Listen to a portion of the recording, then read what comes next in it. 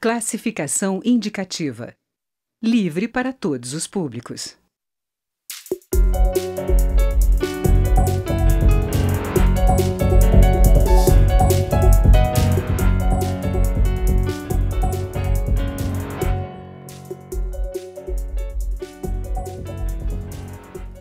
Uma das ações recentes do governo para combater a violência no país é a criação do Ministério da Segurança Pública. A pasta, chefiada pelo ministro Raul Jungmann, comanda a Polícia Federal, o Departamento Penitenciário Nacional e a Polícia Rodoviária Federal. Para discutir a eficácia da medida, o Câmara Debate recebe os deputados João Campos, do PRB de Goiás, e Paulo Teixeira, do PT de São Paulo. Vou começar com o deputado João Campos. Deputado, qual que é a sua avaliação sobre esse ministério? Isso pode fazer diferença mesmo num momento como esse no Brasil? Veja você, Mariana, eu estou aqui na Câmara no 4º mandato. Já no meu primeiro mandato, essa era uma das reivindicações que eu fazia na condição de estudioso da segurança pública. Eu não conseguia entender como é que a República Brasileira tem um Ministério da Saúde, tem um Ministério da Educação e não tinha um Ministério da Segurança Pública. Sendo que a violência, a criminalidade inquieta tanto o povo brasileiro, não é de agora, não é de hoje, não é? Eu não conseguia entender isso. Uma das ações essenciais do poder público não tem uma estrutura dentro do governo central.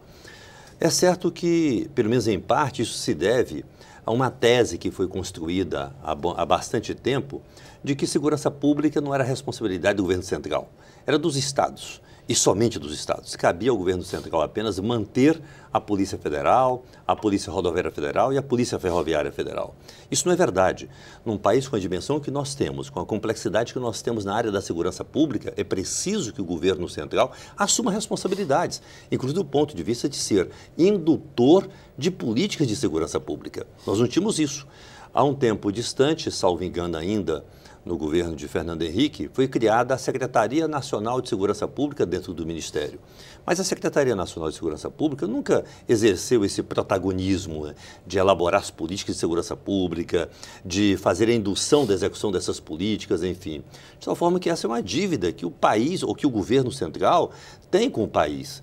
Finalmente agora, por situações prementes, né, as questões se avolumaram muito mais, o governo terminou criando o Ministério da Segurança Pública. Agora, é bom que a gente entenda que ele por si só não vai resolver o problema da criminalidade. É uma ferramenta importante, que dá responsabilidade também para o governo federal, que vai fazer com que o governo federal exerça algum papel diferenciado nessa área, que não seja apenas da manutenção das polícias da União. É importante nesse sentido, mas não podemos incorrer nesse engano. Dizer, olha, agora com o Ministério as coisas vão se resolver. Não, tem muita coisa para ser feita. Deputado Paulo Teixeira, como é que você acha que o Ministério pode agir liderando essa questão no país e lidando também com as polícias dos estados, Polícia Militar, Polícia Civil? É possível fazer essa integração? Olha, Mariana, cumprimento você, João Campos e todos os telespectadores. A ferramenta Ministério da Segurança é uma ferramenta importante. Porém, o mais importante é um Plano Nacional de Segurança Pública e um Fundo Nacional de Segurança Pública. Um Plano Nacional de Segurança Pública, na minha opinião, ele tem que estar calcado em 5 pilares. Aliás, nós estamos lançando um livro dia 15 de março, pelo SEDES aqui da Câmara, dos 5 eixos para uma segurança pública cidadã. Quais são os 5 eixos de uma segurança pública cidadã? O primeiro eixo é a integração, o que a gente chama da integração vertical, união, estados e municípios, e a integração horizontal, que é polícia, o sistema de justiça criminal e o sistema de prevenção. Então esse é o primeiro eixo, integração. O segundo eixo é uma reforma no sistema de polícia. Hoje você tem baixa capacidade de investigação do sistema de polícia. O crime, ele é combatido a posteriori, não a priori. Ele não é desarticulado, ele é combatido a posteriori pelas polícias repressivas, porque há um sucateamento da polícia investigativa. Um belo modelo de polícia investigativa é o da Polícia Federal, mas as polícias estaduais estão extremamente defasadas do ponto de vista e sucateadas do ponto de vista de investigação. Então, uma reforma no sistema de polícia. Terceiro lugar é uma reforma no sistema de justiça criminal. O sistema de justiça criminal no Brasil, na minha opinião, prende quem não deveria e não prende quem deveria. Isso, junto com um sistema investigativo ruim, né, você, por exemplo, não elucida os homicídios. Nós temos 60 mil homicídios, menos de 10% desses homicídios são elucidados. E você prende pessoas primárias que agiram sem violência em outros crimes. Recentemente, prenderam uma mulher em São Paulo, grávida, pelo porte de maconha, e ela teve um trabalho de parto no momento que estava presa. Então, essa pessoa não deveria ter sido presa. Então, você tem que ter uma reforma no sistema de justiça criminal. Em quarto lugar, nós temos que ter uma reforma no sistema penitenciário. O sistema penitenciário hoje virou o locus da organização da violência. São pessoas que convivem, criminosos mais pesados com criminosos mais leves. Esses mais leves serão recrutados para o crime permanente e, a partir do sistema penitenciário, se organiza a violência contra a sociedade. Então, o quarto eixo é uma reforma, diminuindo o público penitenciário e cumprindo medidas alternativas e tendo trabalho, estudo, esporte dentro do sistema penitenciário e ali o controle dessa ação, porque hoje esse sistema nosso está dominado por organizações criminosas que dominam o sistema e o Estado teria que retomar o domínio. E, por último, nós precisamos ter um sistema de prevenção. Esse sistema de prevenção ele é de 3 tipos. A prevenção primária, que é atuar naquelas regiões de maior violência. São 80 regiões no Brasil. Secundária, aquelas pessoas que já estão ali em conflito com a lei. Você tem que ter programas para essas pessoas. E terciária, que é as pessoas que já cometeram crimes e que precisam voltar à vida social e ser ressocializadas. Portanto, são esses os 5 eixos. Quem coordenou, eu poderia dizer assim, foi a professora Jaqueline Muniz, do Rio de Janeiro, Jaqueline Senhoreto de São Paulo, Alessandro Berling aqui de Brasília. Elas coordenaram esse estudo e esse estudo nós vamos apresentá-lo pelo SEDES dia 15 de março, está na gráfica, e vamos lançá-lo. Eu espero que o João compareça. Gostaria das suas observações, João, sobre esse Plano Nacional de Segurança Pública e toda a sociedade brasileira que puder acessar. Nós vamos deixá-lo para ser baixado pela internet. Não tem, digamos assim, não vamos vendê-lo, é de graça, então vamos permitir que todos possam baixá-lo pela internet. Deputado João Campos, eu concordo com essas propostas do deputado? Não, acho que os eixos destacados pelo deputado Paulo Teixeira procedem, né? Tem toda uma razoabilidade nisso. Ele destacou uma das medidas, que é a criação de um Fundo Nacional de Segurança Pública. Na verdade, o fundo já existe há muito tempo. O que ocorre é que o fundo é sempre contingenciado, né? Você tem, a lei estabelece quais os recursos que devem compor esse fundo, mas aí o governo contingencia, o que ocorre também com o Fundo Penitenciário Nacional. Por isso que eu acho que, em relação, que um outro eixo interessante é o financiamento da segurança pública no Brasil. O deputado Paulo Teixeira destacou com propriedade o sucateamento das polícias e especialmente das polícias investigativas nos estados, que são as polícias civis, não é?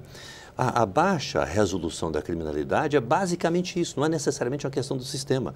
É porque o Estado brasileiro, através das suas diversas federações, sucateou a polícia, tirou a capacidade dela investigar. O sistema pode até ser esse, mas que ela tenha a condição de realizar o seu papel. Eu conversava, deputado Paulo Teixeira, semana passada, dias antes, no gabinete do líder do governo, com delegados do Rio de Janeiro. Eles me dizem, deputado, o senhor precisa ir ao Rio de Janeiro conhecer o que aconteceu com a Polícia Civil de 2011 para cá. Foi um desmonte dela. Desativaram até a delegacia especializada de enfrentamento, de investigação, de tráfico de armas. Então, o que se espera que acontecesse? Tinha que acontecer o que está acontecendo mesmo, né? Mas quem é que tem responsabilidade com isso? Quem governa, não é? Quem governa certamente teve uma visão diferente. E aqui não vai nenhuma crítica, mas traduzindo ainda o que aqueles delegados me disseram.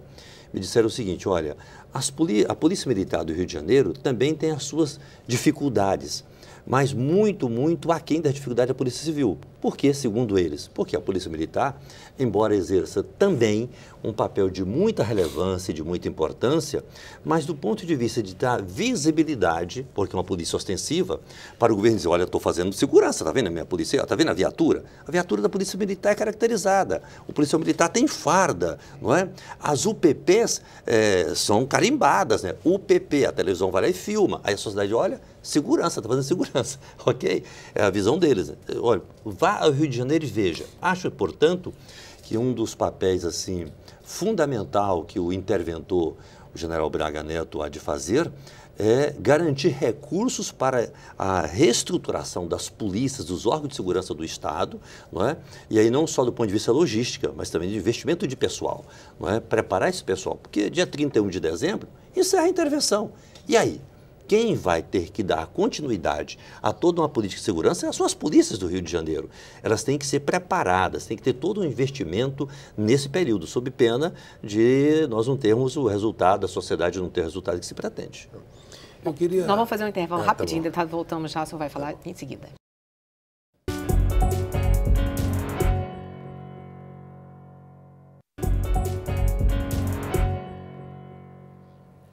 Câmara Debate está conversando com os deputados João Campos, do PRB de Goiás, e Paulo Teixeira, do PT paulista. O assunto é a criação do Ministério da Segurança Pública e Segurança e Violência e tudo que o Brasil está enfrentando no momento. O deputado Paulo Teixeira queria falar.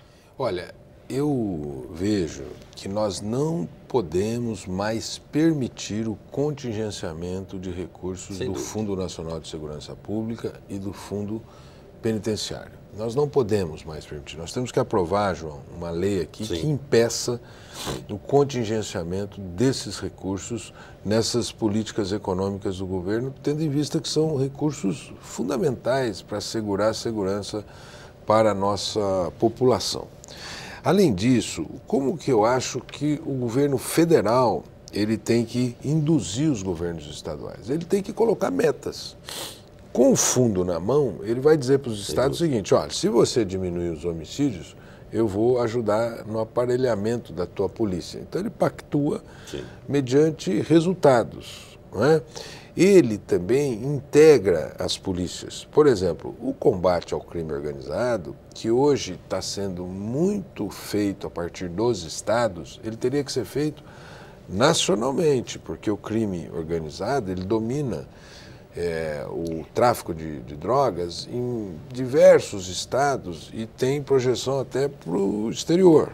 E que é de competência da Polícia Federal, da Justiça Federal, as polícias do Estado atuam por convênio. É isso.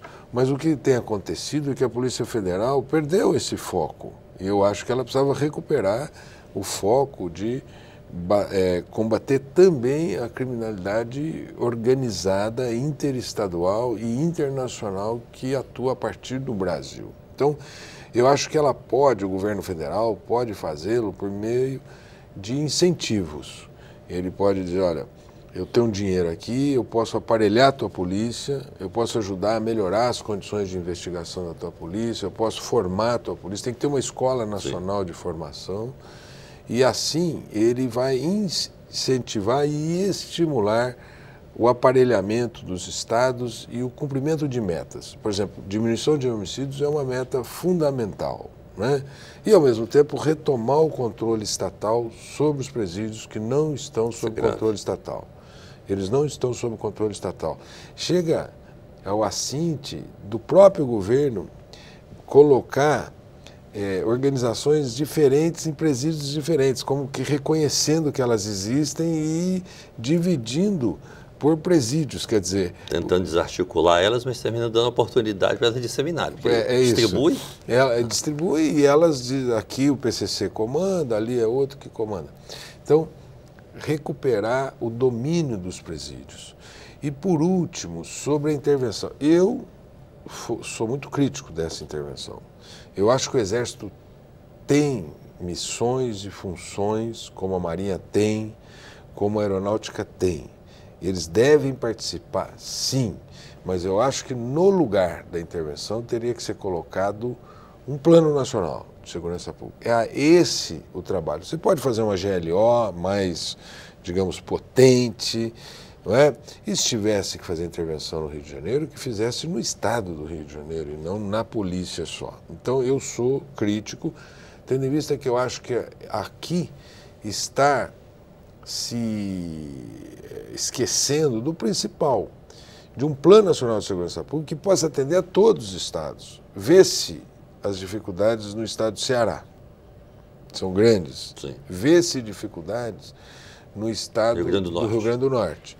Ao invés de você ficar pensando em intervenção em todos os estados, o que você teria que fazer era um Plano Nacional de Segurança Pública e criar esse Sistema Nacional de Segurança Pública e, ao mesmo tempo, articular o Estado brasileiro, as diversas instituições, para um combate em bloco contra o crime organizado, que envolve Receita Federal, que envolve Polícia Federal, que envolve o Exército Brasileiro nas fronteiras, a Marinha no mar, que envolva a população também, naqueles lugares onde você não tem Estado, você tem que fazer o que se apelidou de uma intervenção social, né? Com Estado, com creches, escolas, lugares de lazer, geração de emprego e renda. Portanto, eu acho que nós temos que colocar o pingo nos is.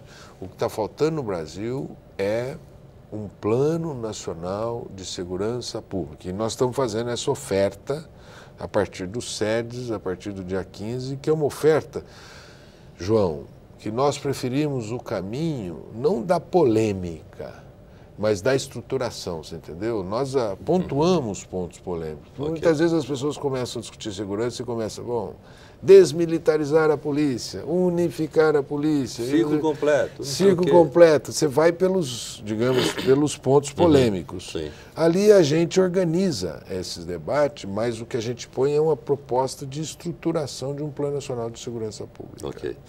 Mas eu acho, nós temos muitas concordâncias, não é?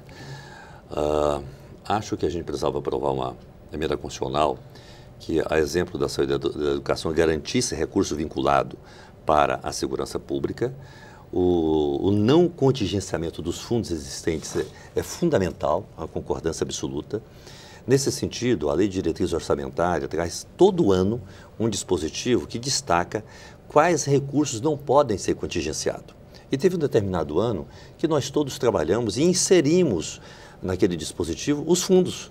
O Fundo Nacional de Segurança Pública, o Fundo Penitenciário Nacional, o Fundo de Desenvolvimento da Polícia Federal, de reequipamento da Polícia Rodoviária Federal, enfim. E conseguimos aprovar. Aí o presidente vetou, sabe? Então, de certa forma, a Casa tem tentado também fazer a sua parte. Em relação à intervenção do Rio de Janeiro, e aí eu concordo muito com o deputado Paulo quando ele diz o que precisa é de um plano nacional bem articulado, que seja execuível. Quem sabe a criação do Ministério agora implique maior responsabilidade para a gente ter esse plano. Mas acho que a intervenção do Rio de Janeiro não exclui isso. Eu acho que ela foi uma necessidade. Agora, a gente não pode também ser iludido. Ficou parecendo quando o presidente da República, o ministro Raul Jungmann e acho que o general Braga Neto defenderam, por exemplo, a apreensão e busca coletiva fosse uma possibilidade em função da intervenção. Não, a intervenção não assegura nenhuma medida extravagante.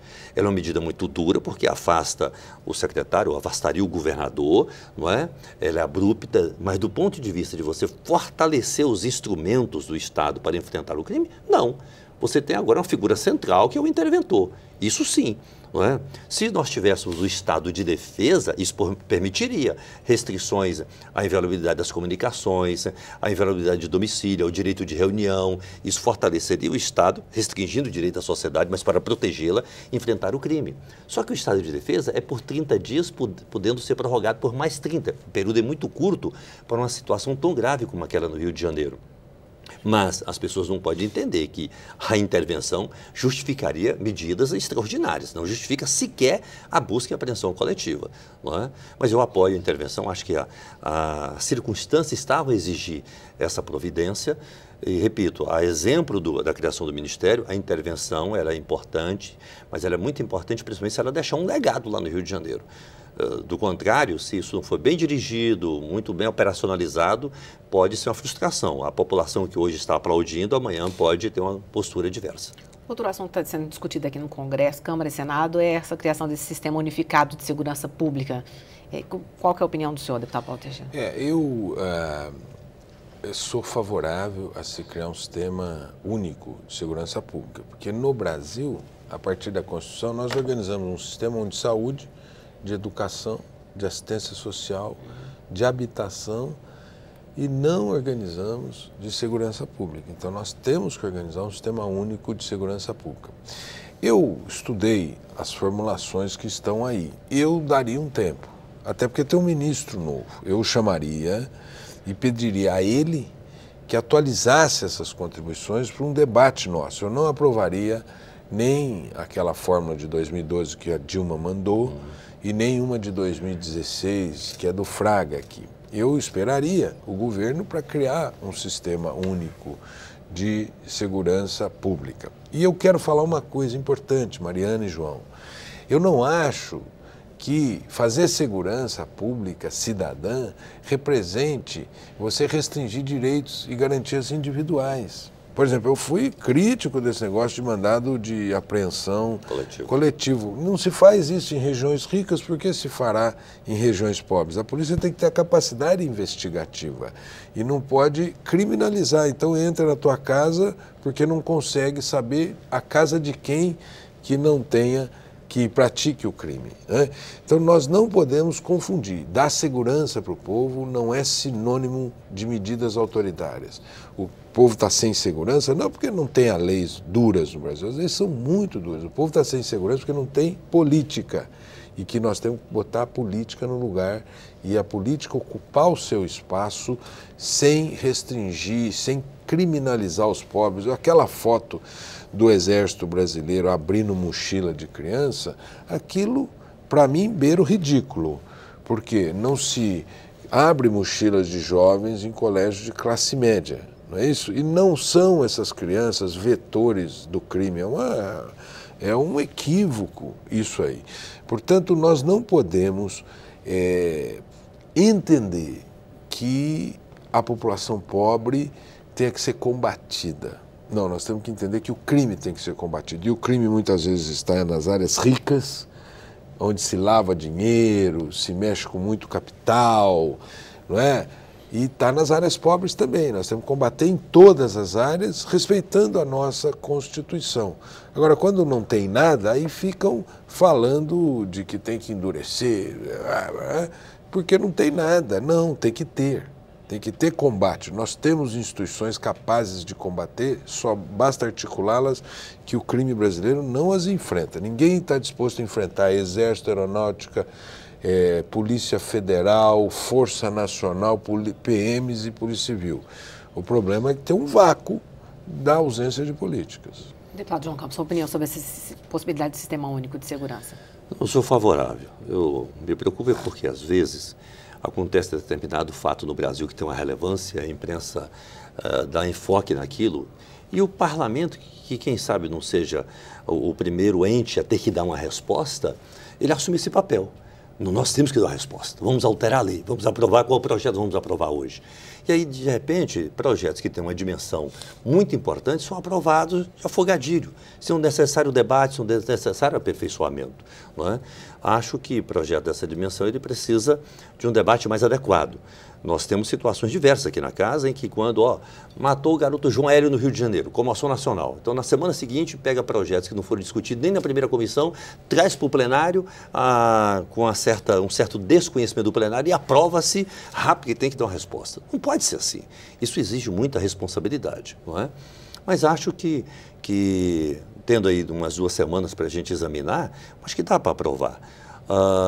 Agora, é fundamental, e aí o deputado Paulo Teixeira disse que nós temos as estruturas, nós temos as instituições, elas são capazes. É preciso garantir a operacionalidade delas, os meios para elas atuarem, recurso, tecnologia, logística, daí por diante. E isso não tem, não é? Não tem. Um exemplo, quem sabe a gente tem que levar em conta a realidade do Brasil em função da crise, a PEC que limitou gastos, daí por diante, aí o país não tem tanto dinheiro para investimento agora. Mas, de qualquer forma, dá para compreender. Ontem, o ministro Raul Jungmann deu uma entrevista dizendo de algumas medidas, não é? Que ele deseja implementar nesse breve espaço de 10 meses para o final do governo. Me chamou a atenção, e veja que eu sou policial, eu acompanho as coisas, eu não tinha essa informação, que agora, em relação às fronteiras, vai dobrar o efetivo da Polícia Federal na fronteira. Que ótimo! Aí vai passar de 150 policiais para 300. De nada para nada. Isso não significa nada. É claro que o governo vai dizer, olha, mas é porque nós temos a limitação de recurso agora, não tem dinheiro, a gente queria apenas sinalizar o ânimo do governo, a vontade do governo de fazer isso. Mas, de fato, isso não significa nada. Dizer que vai dobrar, que ótimo. Mas de 150 para 300, para uma fronteira de 16 mil quilômetros de fronteira seca, isso não é nada.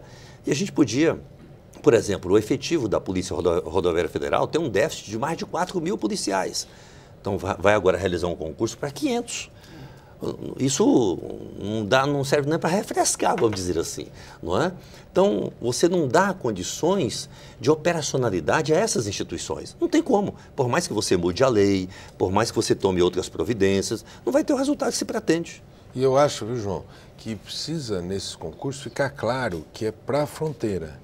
O que acontece hoje? Você põe lá na fronteira, põe lá em São Gabriel da Cachoeira, em Tabatinga, aqui no Mato Grosso. Um ano depois, a pessoa já está no Rio de Janeiro, em São Paulo, em Brasília. Quer dizer, nós temos que criar uma carreira que vá no Brasil real, vá para o interior e não faça uma carreira aqui de Brasília. Ou está na fronteira, mas em Foz do Iguaçu.